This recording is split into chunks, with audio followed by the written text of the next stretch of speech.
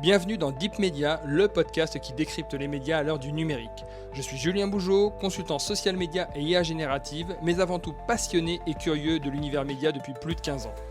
Dans un écosystème en perpétuelle transformation, comment les médias s'adaptent-ils ? Comment se réinventer face aux nouvelles technologies et aux géants du numérique ? Quel avenir pour l'information et ceux qui la produisent ? Si ces questions vous intriguent, alors vous êtes au bon endroit. Deep Media, c'est un temps de réflexion et d'échange avec celles et ceux qui façonnent l'avenir du secteur. À présent, place à la troisième et dernière partie de l'interview de Sandrine Roustan, directrice générale du pôle contenu de la RTBF. Bonne écoute. Toute cette formation des équipes, etc., cette montée en compétences et cette diversification, ça joue aussi, c'est un terme qu'on a employé, qu'on a évoqué tout à l'heure, l'intelligence artificielle. On n'a pas forcément approfondi le truc, entre à la fois le nouveau bâtiment qui va permettre de produire un petit peu à 360 et la montée en compétences des équipes. Ça va forcément de pair avec l'intelligence artificielle. Comment est-ce que ça se caractérise et comment est-ce que ça se manifeste dans le quotidien à plusieurs niveaux, au niveau de la RTBF ? C'est quelque chose qui était déjà utilisé par le passé, mais qu'on a, c'est depuis la digitalisation en fait, mais qu'on n'appelait pas comme ça. En fait, l'IA, elle va être partout, tout comme le digital est aujourd'hui partout.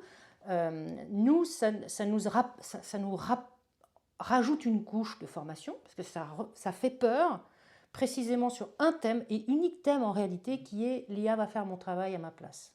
Ça, c'est l'unique problème que l'on a, il est là. Parce que tout le reste, si on enlève cette peur, cette crainte, et qu'on montre tout ce qui est capable de faire une IA et comment il faut l'utiliser, tout comme on a, à un moment donné, on est passé de la machine à écrire au Word, c'est exactement le même schéma, il faut un temps d'adaptation qu'on a eu, parce que par le passé on allait un peu moins vite, là il faut aller encore plus vite. Et donc c'est ça qui est compliqué. Mais l'IA, on l'intègre maintenant partout et on va effectivement, avec Media Square, qui est le nom de notre nouveau bâtiment, avoir l'application directe. Et là, les gens que l'on a formés, qui sont montés en compétences, en février 26, puisqu'on déménage en février 26, vont voir concrètement ce que c'est. Et ça va changer leur appréciation de l'IA, parce que nous, on a toujours tenu au niveau social dans l'entreprise le même discours, c'est que on ne fait pas de licenciement économique, même en situation difficile. On forme les gens, mais il faut qu'ils acceptent. On forme les gens, on les accompagne pour qu'ils fassent évoluer le métier, et il y a une démultiplication des canaux de diffusion.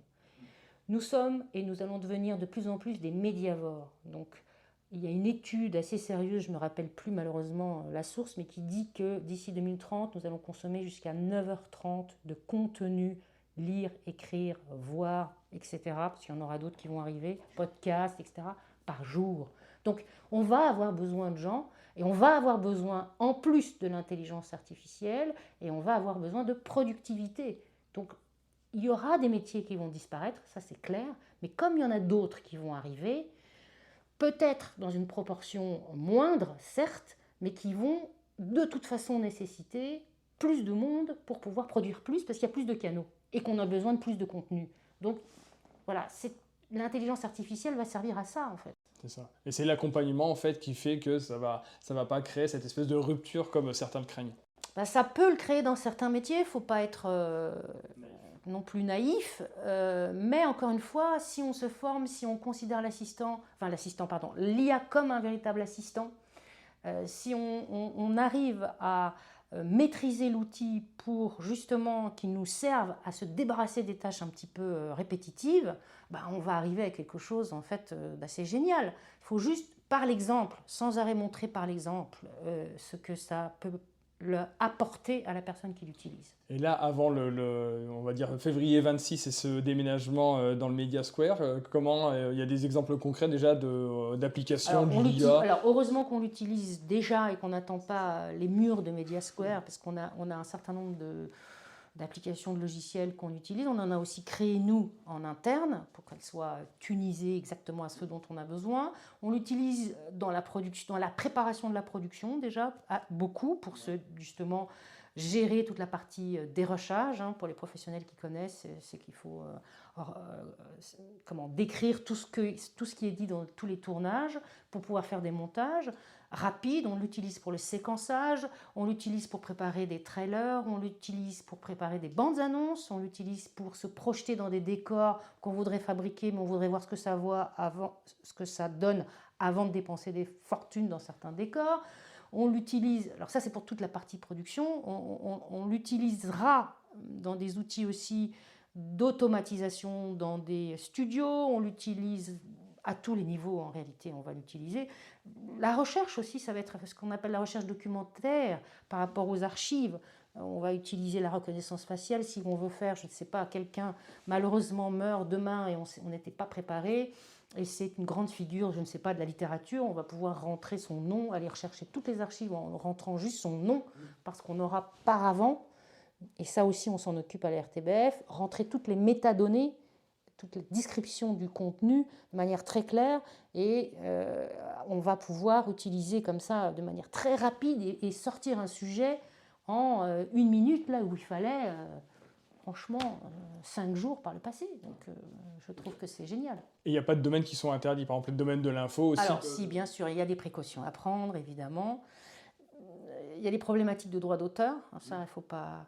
Mais nous, en tant que service public, c'est précisément là, au même titre que dans l'information en général, on apporte de la confiance, sur lequel on veut être un label sécurité. On n'utilisera rien qui soit hors des clous de la loi du droit d'auteur, hors des clous de la vérification de l'information, hors des clous de la diffamation et compagnie, quoi. Nous, c'est précisément ce qu'on va pouvoir promettre à nos concitoyens, spectateurs, téléspectateurs, télénautes, etc. Et ça fait la grande différence. Donc l'IA, on doit l'utiliser et faire attention à ce qu'elle soit correctement retransmise à nos publics. La RTBF, donc, présente sur Ovio avec toutes les plateformes. Il y a aussi la présence sur les réseaux sociaux qui est quand même prépondérante. Comment est-ce que la RTBF se positionne par rapport à ça? Quelle est sa stratégie et c'est quoi un petit peu son positionnement dans l'écosystème belge sur les réseaux sociaux?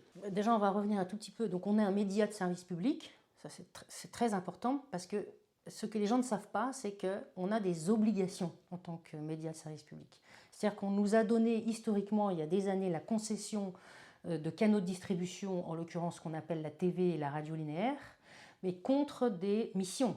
Et donc, on a des obligations de production. On doit dépenser de l'argent localement pour créer des nouveaux talents. On a des obligations de diffusion pour éviter de diffuser des œuvres que américaines ou pour de diffuser que des œuvres dédiées à des publics de tel ou tel âge. On doit être dans le pluralisme. Et donc tout ça, il y a des indicateurs, il y a des quotas qui sont particulièrement vérifiés. On a des obligations de vérification d'informations, bien évidemment. On doit adresser tous les publics et pas un seul public qui rapporte de l'argent, par exemple, mais bien tous les publics. Donc c'est l'aspect aussi démocratique. On doit créer des débats, on doit être moteur aussi dans l'éducation, le numérique, etc. Ce rôle que n'ont pas du tout les réseaux sociaux. Rôle ni obligation. Ils n'ont aucune obligation. Les plateformes dont on a parlé, Netflix, Amazon, Disney, depuis peu ont des obligations de dépenser un minimum de leur chiffre d'affaires sur le territoire dans la production locale. C'est d'ailleurs un problème parce qu'ils ont l'obligation, mais pour certains, ils ne le font pas. Ils préfèrent payer une amende que d'investir une équipe et accompagner, parce que c'est du boulot. Les talents, localement, eux, ils préfèrent payer une amende et puis on achète des trucs tout faits. Alors que RTBF, c'est une obligation. Pour revenir aux réseaux sociaux, les réseaux sociaux n'ont aucune obligation, même pas d'investir dans la production locale. Même pire, ils nous volent nos talents, parce que quand on est un jeune talent, on croit toujours que les réseaux sociaux, ça va être mieux que les vieux médias de service public, parce qu'on vous vend dans votre chambre, vous allez faire ce que vous voulez, vous allez être des influenceurs, ça va être formidable et vous allez être payé pour ça, revenus publicitaires partagés, sauf qu'il faut toucher, je ne sais, je crois que c'est 10 000, pour pouvoir vivre de cette influence, il faut pouvoir toucher peut-être 10 000 personnes par jour, quoi, hein. Facile, hein, et encore, vous gagnez le SMIC avec ça. Donc, ils nous volent nos talents, parce que nous, du coup, on n'est plus attractifs pour eux. Ils nous volent notre publicité sur le territoire. ils nous volent l'éducation parce que les jeunes publics, parce qu'ils proposent des tutos pour faire une bombe à côté de tutos pour faire un exercice de maths. Et donc, pour moi, YouTube, par exemple, vous avez Facebook, vous avez Instagram, mais YouTube qui fait du format long, du format court, qui nous vole nos contenus indirectement. Alors, évidemment qu'on a des services juridiques, mais comme on est un petit pays, à un moment donné, on ne peut pas tout vérifier. YouTube a aussi des systèmes pour essayer de limiter le vol de contenu. Mais quand vous avez quelqu'un qui se filme devant votre contenu qui est diffusé en télé et qui commente la chose, moi, je ne lui ai pas demandé de faire ça. Or, il utilise mon contenu pour lequel moi, j'ai dépensé de l'argent. Et la pub et l'attention va chez YouTube. Donc, ça devient compliqué. Donc, on ne peut pas non plus ne pas reconnaître que YouTube ou les réseaux sociaux, Facebook et tout ça sont ultra importants dans la vie des gens maintenant. Ils ont une accessibilité, une facilité. Donc, on a une politique qui est triple. La première, c'est d'éduquer aux médias pour expliquer ce que je viens de vous dire, sans parler du fait que l'IA sur les réseaux sociaux n'est pas vérifiée, que les informations que vous pouvez croiser sont des informations qui sont très souvent grossies, fakées et qui peuvent tronquer votre discernement. Donc l'éducation, pour ça, c'est très important. J'aime pas du tout ce mot, je sais pas, il faudra qu'on en trouve un autre parce que c'est franchement pas sexy, mais c'est vraiment ce que ça veut dire. La deuxième chose, c'est que on ne peut pas ne pas être nous-mêmes avec nos contenus sur ces plateformes, mais ce qu'on souhaite faire, c'est les utiliser comme des bandes annonces finalement de ce que l'on fait et donner envie à tous ceux qui sont sur ces réseaux sociaux de revenir vers notre plateforme. Et en l'occurrence, on a des techniques, on essaie d'être le plus attractif possible. Et puis à la fin on coupe certains contenus en leur disant si vous avez aimé et que vous voulez la suite, venez chez nous, comme on ferait dans n'importe quel autre type d'activité. Et puis la troisième chose, c'est que c'est ce qu'on appelle le rapatriement, donc l'éducation aux médias, rapatriement. Et puis la troisième chose, c'est qu'on les utilise encore parce qu'on n'a pas l'outil, mais ça va venir, pour l'interactivité, pour l'interaction. Parce que tout ce qui est live, nous on le fait déjà, mais l'interactivité en plus du live, ça on utilise les réseaux sociaux pour faire ça pour le moment, mais la bataille n'est pas terminée, on arrive bientôt avec un outil pour parvenir à faire cette troisième stratégie tout seul, sans eux. Merci beaucoup pour l'échange. On a réussi à aborder, je pense, à dresser un panorama assez large de ce qui peut être fait actuellement à la RTBF et surtout ce qui sera fait dans le futur. On a bien noté février 26 Pour le déménagement, ça va être un grand moment. C'est ça, pour le Media Square, pour voir un petit peu ce que ça donne. Et encore merci pour le temps d'échange. Et puis voilà, on se retrouve très bientôt pour un nouvel épisode de Deep Media. Merci. C'est la fin de la troisième et dernière partie de cette interview de Deep Media avec Sandrine Roustan, directrice générale du pôle contenu de la RTBF. Je vous donne rendez-vous prochainement pour de nouvelles interviews avec celles et ceux qui façonnent l'avenir des médias à l'heure du numérique. En attendant, pour ne manquer aucun des prochains épisodes, abonnez-vous à ce podcast et mettez les étoiles et commentaires adéquats. Deep Media est un podcast autoproduit par Follow Me Conseil, agence de formation et conseil stratégique spécialisée en IA générative et social media. À très bientôt.